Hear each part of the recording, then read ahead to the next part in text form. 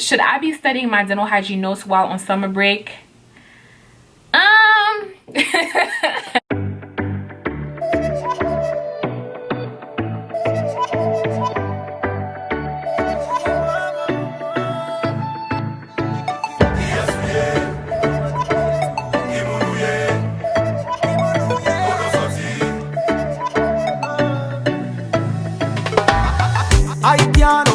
What's up guys, welcome back to my channel. This is your girl Tajah and I am back at it again with another video. Your favorite hygienist is back. The other day I went on my Instagram and I did ask you guys to throw some questions at me. Let me know anything you want to know about a dental hygienist, and you guys came flooding with the questions, okay? And we're just gonna keep it real today. We're gonna have a little girl talk. So go ahead and grab your drink, grab your snack, subscribe while you're at it, and stay tuned for some real talk. So I'm gonna start with questions that I haven't really talked about on here first, and then we'll go from there. So a little background about me. I have been a dental hygienist for about 2 years now. I am working at a corporate dental office. I practiced dental hygiene in the state of North Carolina.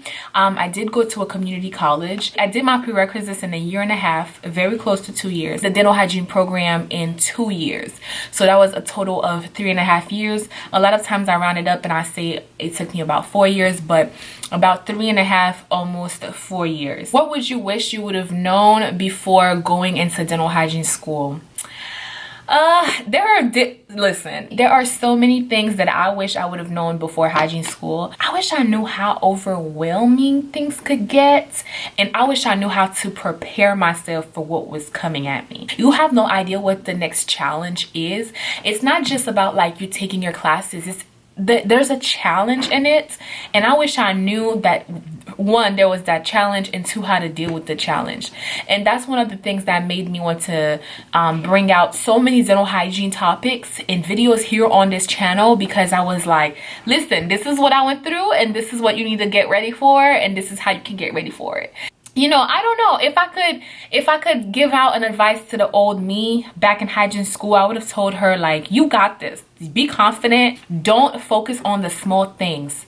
Don't stress the small things, because I stressed about every single thing. Focus on yourself and be confident in yourself. As long as you pass the class, let's move on to the next. As long as you pass the test, let's move on to the next. Because guess what? When you graduate, nobody's gonna care that, okay, you had an 87 instead of an 89. Like, it's an A, B, and that's it. If you pass, you pass. That's why when we took our boards, when we took our national boards, they didn't give us a grade. It was just a pass or fail. And I like that, because it's like, what matters is that you pass, and what matters is that you are moving forward. So yeah. What was the toughest part of dental hygiene school? Honestly, the toughest part for me of dental hygiene school was trying to juggle everything at once. You would have classes that are kind of easy and you know, pretty straightforward, but then you have those other classes that are just a little more difficult, and on top of that, you're dealing with clinic. Just imagine having like four face-to-face classes, and then you have to go to clinic to do like your patient sessions and do everything else that happens in clinic. So just having to juggle everything at once and making sure that you're being proficient at everything, it can be really overwhelming. The toughest part for me was just basically juggling clinic with everything else at the same time. And it's like, when you're not doing the best, when you're not doing great in clinic, it starts being a little overwhelming. Plus, I was juggling a part-time job at the same time. Girl, juggling life in school was tough, but everyone has their different stories. For me, that's what was the real struggle, you know? A dentist in the future. So yeah, this is like that question, like, I feel so guilty answering, but honestly, you guys, this is me just being frankly honest with you. If I wanted to be a dentist, and this is me being honest with myself as well, because some days I still ask myself, like, we could still do it, Nastasia. Like, what if you really want to do this? What's holding you back? But I know myself, and I know that there is something holding me back. And if I wanted to be a dentist, I would start the process now, because I wouldn't want to wait like into 5 years of doing hygiene and I'm like, okay, I want to be a dentist. I'm really enjoying what I'm doing right now career wise, and I'm really enjoying also the business side of my life, where like I have my YouTube and I'm starting on different things, and just things are heading a different direction. So I don't see that happening right now, but I'm not gonna say that I'm never gonna do that. I'm not gonna rule it out, but trust me, if I do, y'all will know about it. I will take you along that school journey. We will do it together, okay? Biggest obstacle in dental hygiene school. So for summer semester, right? Summer semester was short, it was hard. It's like you had to learn everything in such a short period of time. And I remember I was borderline failing nutrition, but I passed everything else like with flying colors, and nutrition was the hardest one for me. But that class was tricky. So I was borderline, like I was doing pretty bad in the beginning, and I remember having a moment with myself where I was like, okay, listen up. You are going to get kicked out of the program if you don't pass this class, because that's how it works. If you fail one class, you're out. If you fail, you know, proficiency twice, you are out. Everything is thrown out, like you never existed in the program, unfortunately. So I had to remind myself, like, get it together now. So I did the full 360, girl. That was my main focus. I put everything else behind me because I was like, I'm doing great in all those classes, but I saw myself at like almost a C in nutrition. So a tough part I could say is if definitely you see yourself failing a class, failing quizzes, so then you just want to give yourself some encouragement and you just want to push yourself. You know what I'm saying? Time management. If we're talking about time management while I was in dental hygiene school, then the clock is gonna be your best friend. Like I had a mini portable clock in my operatory. So when you're working on your patient, basically, if you know you have 20 minutes to do all cancer screening and assessment, you would need to be done in 15. If you know you have 30 minutes for the prophylaxis, you need to be done in 25. Just always be wise about your time. Always split things up and have a routine. A routine is gonna be your best friend, because when you have a routine, you always know this is what I start with and this is what's coming next. This is it, instead of just being all over the place. So try to stay really organized, having a routine. And don't be too hard on yourself if you're not catching up or if you're not fast enough in the beginning, because I went from working on a patient for 2.5 hours to doing a 30-minute x-ray prophy exam and dismissing my patient. Now that's time management. It's crazy how much growth you're gonna experience. It's crazy how much you're gonna learn. It's crazy how much this tiny brain of ours can take. I'm telling you. Ooh, girl, the growth. How did you handle when you failed a test, evaluation, or a patient? So when you fail a test, evaluation, or seeing a patient, you have this kind of evaluation form that basically has all of the requirements, and it shows which one that you passed and which one that you failed. So I would study myself in a sense. I would study what I do wrong and how I can better myself, and that's all I did. So whatever I knew that I was the weakest at, I practiced more, and I would, you know, go to tutor track, which was basically practicing hours in clinic. So like after class, you can go to clinic and practice on each other, or you can practice on a mannequin. Do you ever get tired or bored because of the repetition at work, cleaning after cleaning? Honestly, some days you'll probably experience that, to keep it real and honest, because you're doing the same thing back to back to back, but not very much the same thing. There's always, for me, the best part of my job, and I always say this, is the relationship that I have with my patients. Okay, my patients, those are my, like, they're my G's, okay? Especially now, because now I've been in my job for 2 years and I'm starting to see the same patients for like the 3rd, 4th time. Especially if those are 3-month patients. I mean, I'm seeing them like 5-6 times, and like I've seen them a lot back to back to back. So it's more of like a new story for me. Every patient is a new story. Every patient is something different. So there might be one patient, I just do a cleaning, x-ray, they have an exam, and that's it. And there might be another patient, they come in, they bring me goodies, we have a little talk about life, I do their cleaning, we talk again, and then they do the exam. So you know, through you have to find the fun in it. Like, it's not always the same thing for every patient. It's always a different story. So my advice is to find the fun in it, but it can be really repetitive. But child, my shifts are long. I work 12-hour shifts and they are packed. I am busy throughout the day. How you handle your finances, rent, savings, car, and bill. That is a great idea, by the way. And yes, this is something I can work on. Stay tuned. That's definitely something that I can put together for you guys, because I'm just now within this past year, I just really started like saving my coins like that. And now I have a routine with my bills, and I know how much money I'm putting in my savings, and I know how much money I have to spend and go on my trips, and things are okay now. You know, things are good. But my first year practicing, girl, I was getting a new car, getting a new apartment, getting a new watch, getting a new phone, getting a new TV. I was doing the most. You know, when you're really excited about that pay grade, that pay raise, you know what I'm saying? I'm in dental hygiene school. I start my second year. What should I expect this fall? I'm gonna talk from my experience, right? So for the second year, my fall semester, so that basically means that you have that fall semester, and then you have the spring coming up afterwards, and then I think that's graduation. So you have about 2 semesters left before graduation. So for me, that semester was our busiest semester ever.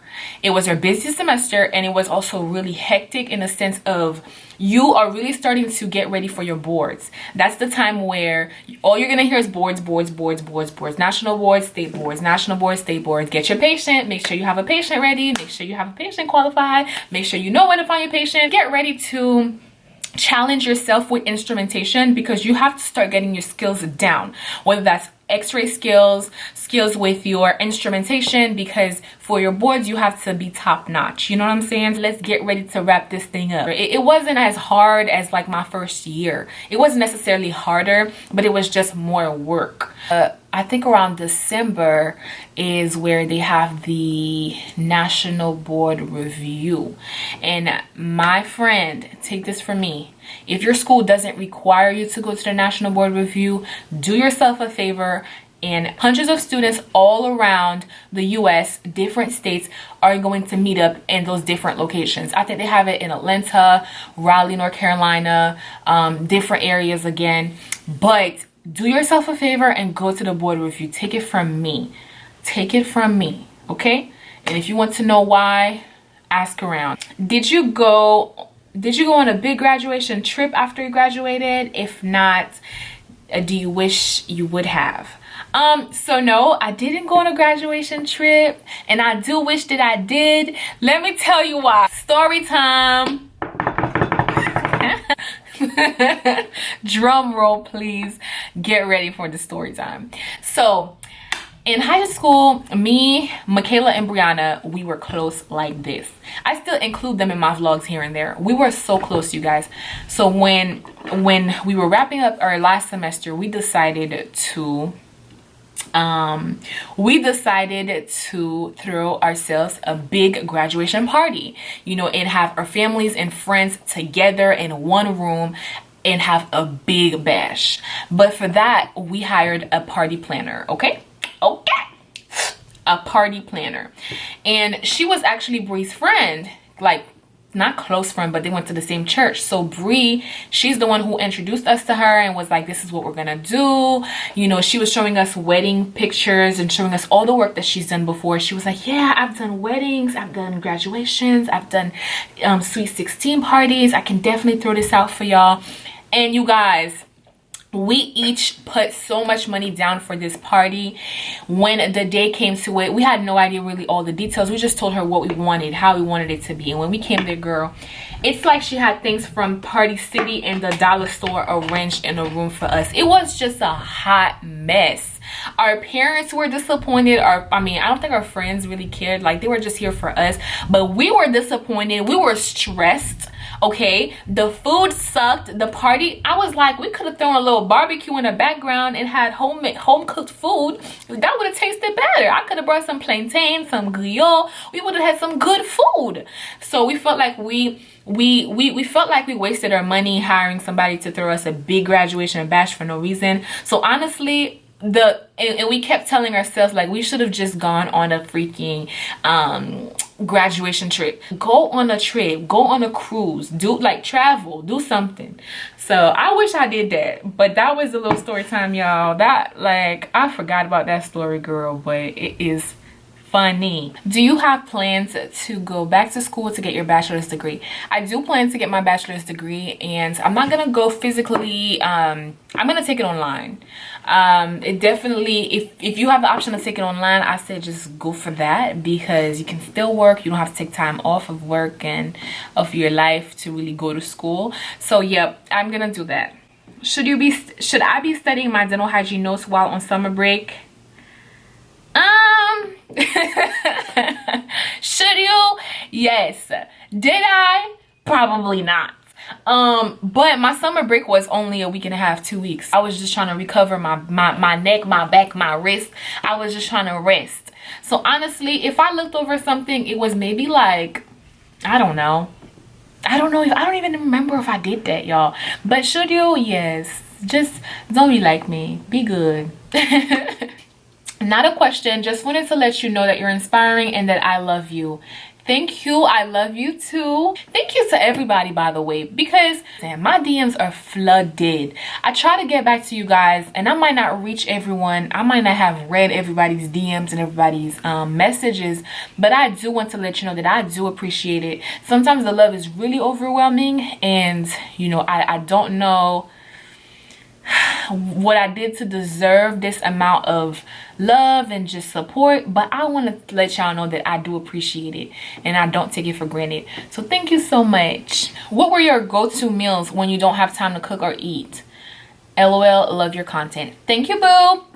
She said what were. So I'm thinking you're talking about like hygiene school.